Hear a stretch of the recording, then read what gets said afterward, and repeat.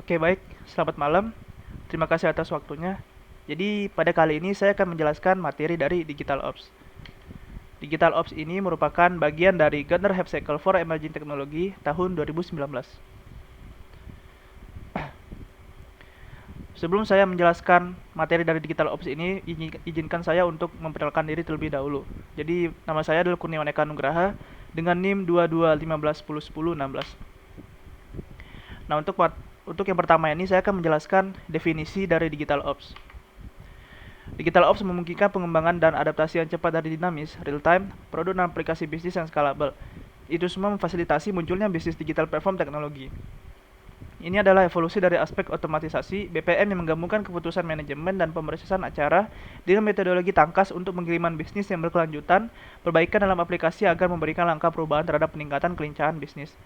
Nah, di kanan ini saya sudah berikan contoh untuk Digital Ops-nya. Saya akan menjelaskan pengertian dari contoh ini.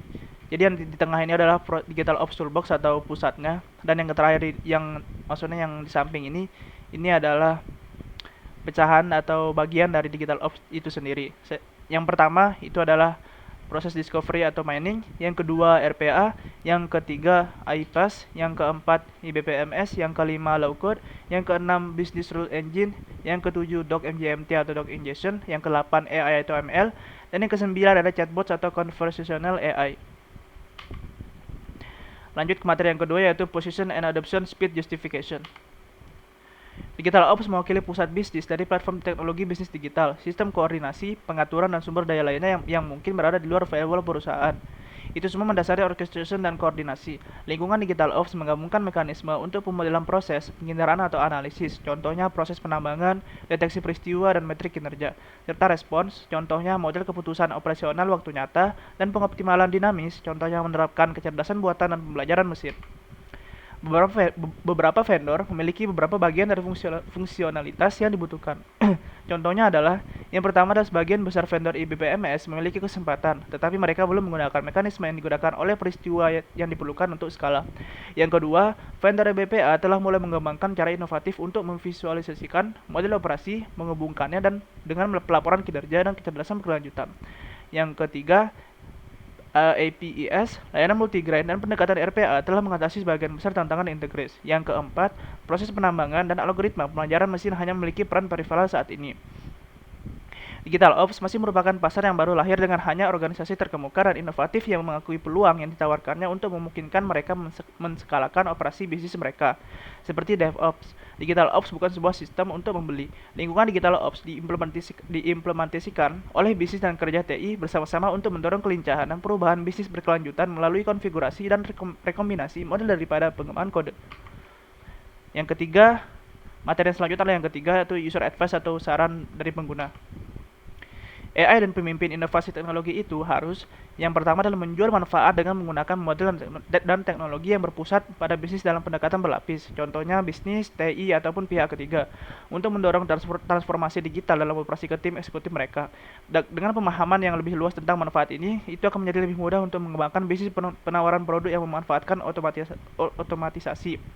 Yang kedua, mempersingkat waktu yang dibutuhkan untuk menerapkan dan mengembangkan penawaran produk bisnis dengan mempertimbangkan kembali pendekatan organisasi mereka terhadap proses bisnis, model keputusan, dan perangkat terkait, serta mengidentifikasi bagaimana jenis model ini dapat membantu mengotomatiskan interaksi dalam skala besar di digital platform teknologi. Yang ketiga, identifikasi di mana manajemen keputusan otomatis cocok dengan menjelajahi model keputusan dan notasi atau DMN dengan tujuan menyederhanakan proses secara radikal. Dengan semua variasi yang ditangkap dalam model keputusan yang dapat dieksekusi, proses yang memiliki 70 hingga 100 langkah dapat dikurangi menjadi kurang dari 10 langkah. Yang keempat, melibatkan tim pengembangan produk untuk bersama-sama menciptakan layanan masa depan mereka, menjadikan agar bisa digunakan kembali serta memprioritaskan untuk membantu mereka menerjemahkan peta perjalanan pelanggan ke dalam aliran delay bertahap, mencari dengan tujuan untuk kemampuan bersama dalam setiap fase dan kemudian mengembangkan produk yang lebih terperinci untuk aspek umum dari kemampuan bisnis ini, mengidentifikasi tingkat yang tepat dari granularitas dalam kemampuan bisnis umum ini akan memungkinkan penggunaan kembali di seluruh rangkaian skenario produk. Yang kelima, mengintegrasikan proses dan mesin eksternal serta data dan aplikasi lawas bila diperlukan. Dengan mengembangkan antarmuka yang dapat dikonfigurasi berdasarkan layanan multigranular, API, atau sebagai upaya terakhir alat RPA, dengan memperhatikan secara cermat pada desain dan konfigurasi data. Nantinya antarmuka akan dapat mendukung banyak proses dan produk. Yang terakhir adalah yang keenam, memastikan tata kelola yang cermat dari semua elemen yang berbeda, meliputi proses, model keputusan, integrasi komponen umum, dan konfigurasi dari waktu ke waktu. Mereka nantinya akan lebih cenderung memiliki kehidupan yang berbeda serta siklus yang berbeda juga. Lanjut ke materi selanjutnya, yang keempat adalah business impact. Digital Ops telah memberikan dasar terhadap pendekatan yang muncul dalam operasi bisnis. Dengan menerapkan pendekatan Digital Ops, nantinya itu akan mendukung eksekusi yang lebih baik dalam operasi bisnis. Organisasi dapat beralih dari perencanaan dan definisi tujuan strategis ke klarifikasi itu dengan niat melalui orchestration sumber daya yang ada di platform digital. Atau, organisasi dapat fokus pada industrialisasi komponen umum lengkap dengan mesin terintegrasi dan pelayanan luar, yang kemudian dapat menerima konfigurasi dan ekstensi nanti untuk membuat produk inovatif agar nantinya dieksekusi pada platform digital. Contoh dari operasi digital yaitu yang pertama, memungkinkan pengoptimalan dinamis dan rekomendasi produk dan layanan melalui komponen proses umum industri yang mendukung penggunaan kembali elemen-elemen ini dan penskalaan penawaran baru di pasar.